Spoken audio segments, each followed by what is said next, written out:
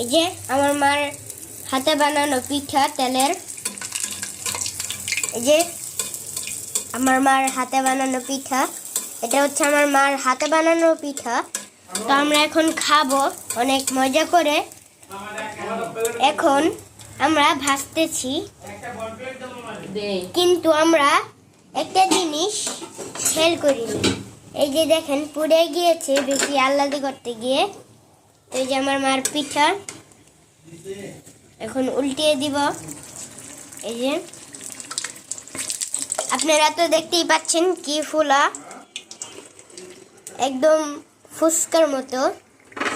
আপনারা দেখে বুঝতেই পাচ্ছেন এই যে তেলের পিঠা, এই যে আমার মার বানানো হাতে। তো এটা আমার মা বানাচ্ছে।